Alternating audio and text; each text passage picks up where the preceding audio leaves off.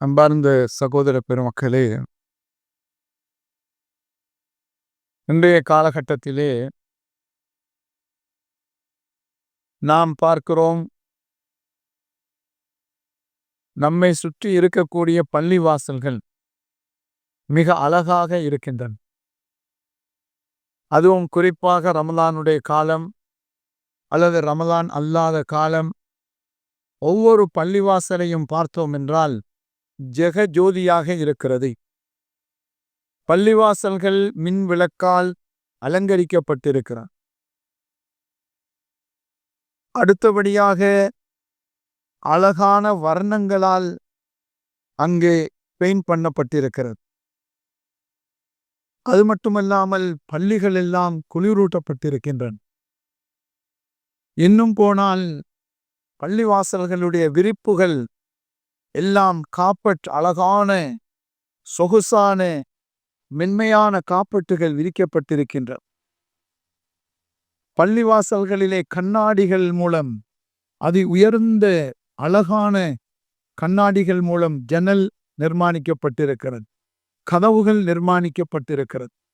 பள்ளிவாசலுடைய பிம்பர்கள் மிக அழகாக, அவைகள் வெள்ளிகளை போன்று, வெள்ளியால் செய்யப்பட்டதை போன்று அந்த வெள்ளை இரும்புகளினால் செய்யப்பட்டிருக்கின்றன. அதே போன்று குர்ஆன்கள் வைப்பதற்குரிய ராக்கைகள் மிக அழகாக இருக்கின்றன. இவ்விதமாக பள்ளிவாசல்களை பார்க்கிற பொழுது ஏதோ ஒரு மிக பெரும் ராஜ மாளிகையைப் போல அல்லது மிகப்பெரிய சொகுசு ஹோட்டல்களைப் போல பள்ளிவாசல் இருக்கின்றன. இவைகளையெல்லாம் பார்க்கக்கூடிய நமக்கு, முஸ்லிம்களுக்கு இரண்டு விதமான கருத்துக்கள் வருகின்றன. மேலோட்டமாக இருக்கக்கூடிய முஸ்லிம்கள் அத்தனை பேருமே, ஆகா, நமது ஊர் பள்ளி இவ்வளவு அழகாக இருக்கிறது, நமது நகரத்தினுடைய பள்ளி இவ்வளவு அழகாக இருக்கிறது, பள்ளிவாசல்களை நிர்வாக சபையினர் எவ்வளவு அழகாக பராமரிக்கிறார்கள் என்று ஒரு சில மக்கள் சந்தோஷம் அடைவார்கள். இன்னும் ஒரு சிலரோ இப்படி பேசுவார்கள், பள்ளிவாசல் ஏன் இப்படி அளவுக்கு அதிகமாக அலங்கரிக்கப்பட்டிருக்கிறது, பள்ளிவாசல் ஏன் அளவுக்கு அதிகமாக சொகுசுமயப்படுத்தப்பட்டிருக்கிறது, பள்ளிவாசலுக்கு ஏன் இவ்வளவு வேன்விரயம் செய்யப்பட்டிருக்கிறது. பள்ளிவாசலுடைய கட்டடமாக இருக்கலாம், மின் விளக்குகளாக இருக்கலாம், பிம்பராக இருக்கலாம், விரிப்புகளாக இருக்கலாம், இதற்கெல்லாம் ஏன் இவ்வளவு வீண்விரயம் செய்திருக்கிறார்கள் என்றும் ஒரு சிலர்கள் நினைப்பார்கள். அந்த அடிப்படையிலே இப்படி இரண்டு கூட்டத்தினர்களுடைய நினைப்பிலே எது சரி, எது சரியானது? பெருமானார் ஸல்லல்லாஹு அலைஹி வஸல்லம் அன்னவர்களுடைய கருத்தையும் உயர்தரமான குர்ஆனுடைய மார்க்கத்தினுடைய கருத்தையும் வைத்து பார்த்தால் எது சரி? இதை நாம் விளங்கிக் கொள்ள வேண்டியிருக்கிறது. அருமையான சகோதர பெருமக்களே, பெருமானார் ஸல்லல்லாஹு அலைஹி வஸல்லம் அவர்கள் சொன்னதை ஹஸரத் அனஸ் இப்னு மாலிக் ரலியல்லாஹு அன்ஹு அவர்கள் கூறுகிறார்கள். இந்த ஹதீஸ் இப்னு ஹிப்பான் என்ற ஹதீஸ் கிரந்தத்திலே பதிவு செய்யப்பட்டிருக்கிறது. என்ன சொல்கிறார்கள்? லா தகூமு ஸாஅத்து ஹத்தா யதபாஹன் நாசு ஃபில் மசாஜிதி. அதாவது கியாமத்து நாள் வருவதற்கு முன்னால், கியாமத்து நாள் நெருங்கக்கூடிய காலம் வருகிற பொழுது, யதபாஹன் நாசு ஃபில் மசாஜித், பள்ளிவாசல்களை வைத்து மக்கள் பெருமை அடிப்பார்கள், பள்ளிவாசல்களை வைத்து பெருமை பேசுவார்கள். பள்ளிவாசலை ஒரு பெருமைக்குரிய ஒரு இடமாக, தன்னுடைய பணபலத்தை, தன்னுடைய படிப்பின் பலத்தை, தன்னுடைய சமூகத்தின் கௌரவத்தை, தன்னுடைய அழகு வடிவங்களை வெளிப்படுத்தி கொள்வதற்கு பள்ளிவாசலை காட்டுவார்கள் என்று நபி ஸல்லல்லாஹு அலைஹி வஸல்லம் அவர்கள் எச்சரித்திருக்கிறார்கள். அருமையான சகோதர பெருமக்களே, இன்றைய பள்ளிவாசலை பார்க்கிற பொழுது இந்த ஹதீஸ் உண்மையாகி வருவதை பார்க்க முடிகிறது. இந்த சம்பந்தமாக மக்கள் சிந்திக்க வேண்டும். பள்ளிவாசலுக்கு அளவுக்கு அதிகமாக இன்று செலவு செய்யப்படுகின்றன. பள்ளிவாசலுக்கு அளவுக்கு அதிகமான, அதாவது பணங்கள் செலவு செய்யப்பட்டு, அளவுக்கு அதிகமான சொகுசுகள் கூட்டப்பட்டு, மின் விளக்குகள் அலங்கரிக்கப்பட்டு, பள்ளிவாசல்கள் இன்றைக்கு ஒரு மிகப்பெரிய 5 ஸ்டார் ஹோட்டலை போல ஆக்க வேண்டும் என்றுதான் எங்களுடைய பள்ளிவாசல் நிர்வாகம் நினைக்கிறது. அதேபோல மக்களும் அதை ஏற்றுக்கொள்கிறார்கள். ஆனால் உலமாக்களுடைய பார்வையிலே இது மிகப்பெரிய பிழை என்பதை ஒவ்வொரு பள்ளிவாசல் நிர்வாகமும் சிந்திக்க வேண்டும்.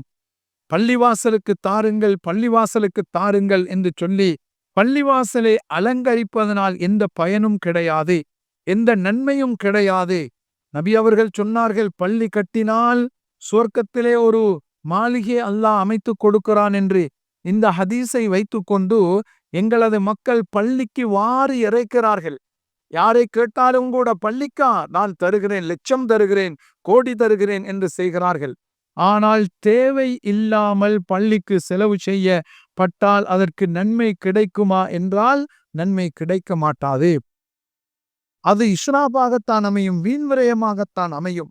இன்றைக்கு பார்க்கிறோம், பள்ளிவாசல் ஜெகஜோதியாக இருக்கிறது. ஆனால் பள்ளிவாசலுக்கு பக்கத்திலே அடுத்தத பள்ளிவாசலுடைய சுவருடன் சேர்ந்து இருக்கிற வீடு இன்றைக்கு ஒழுகி கொண்டிருக்கிறது. பள்ளிவாசலுடைய வலது பக்கம் இருக்கிற வீடு, எத்தனையோ வீடுகளில் கரண்ட் இல்லை, எத்தனையோ வீடுகளில் மலசல கூடம் இல்லை, எத்தனையோ வீடுகளுடைய கூரை சரியில்லை, எத்தனையோ வீடுகளிலே திருமணம் முடித்து கொள்ள முடியாமல், அதாவது ஆண்களும் பெண்களும் தவித்து கொண்டிருக்கிறார்கள். பாடசாலைக்கு செல்ல முடியாமல் பிள்ளைகள் வறுமையிலே தள்ளாடி கொண்டிருக்கிறார்கள். அன்றாட உணவு சாப்பிடுவதற்கு வழியில்லாமல் எத்தனையோ மக்கள் அங்கே வறுமையிலே காலத்தை செலுத்தி கொண்டிருக்கிறார்கள். ஆனால் எங்களுடைய பள்ளிவாசல் நிர்வாகங்கள், தனவந்தர்கள், செல்வந்தர்கள் பள்ளிக்கு வாரி இறைத்து கொண்டிருக்கிறார்கள். கேட்கிறார்கள், கொடுக்கிறார்கள். ஆனால் அந்த மஹல்லாவிலே இருக்கிற மக்களுக்கு பள்ளிவாசல் என்ன பயன் செய்கிறது என்று கேட்டால் தொலை வைக்கிறார்கள். ஜும்மா நடத்துகிறார்கள், தராவீஹ் தொலை வைக்கிறார்கள், நோன்புடைய கஞ்சி கொடுக்கிறார்கள், அல்லது குர்பான் காலம் வந்துவிட்டால் கூட்டு குர்பான் கொடுக்கிறார்கள்.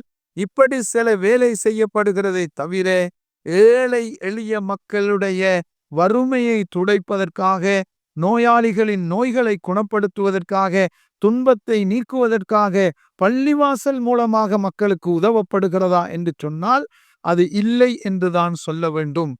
அருமையான சகோதர பெருமக்களே, எனது பள்ளிவாசல் பார்க்கிறோம், ஒரு பள்ளிவாசலிலே அங்கே ஏசி போட்டு விட்டார்கள் என்றால் நாங்களும் ஏசி போட வேண்டும். அவர்கள் காப்பட்டை மாற்றி விட்டார்கள் என்றால் நாங்களும் காப்பட்டை மாற்ற வேண்டும்.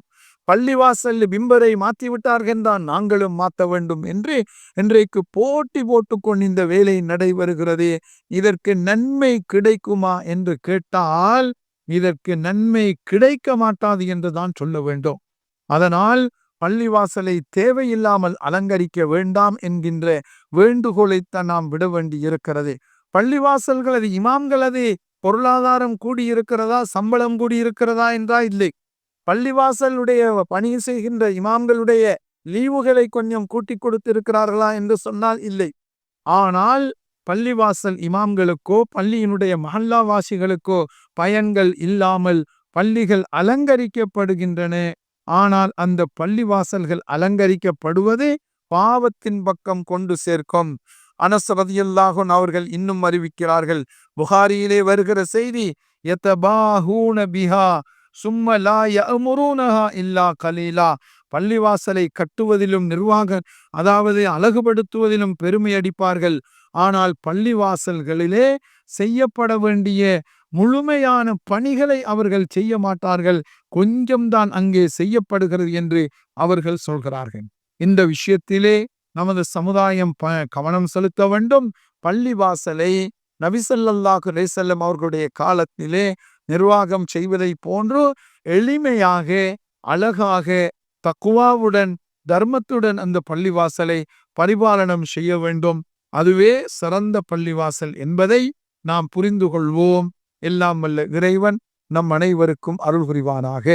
அஸ்ஸலாமு அலைக்கும் வரஹ்மத்துல்லாஹி வபரகாத்துஹு.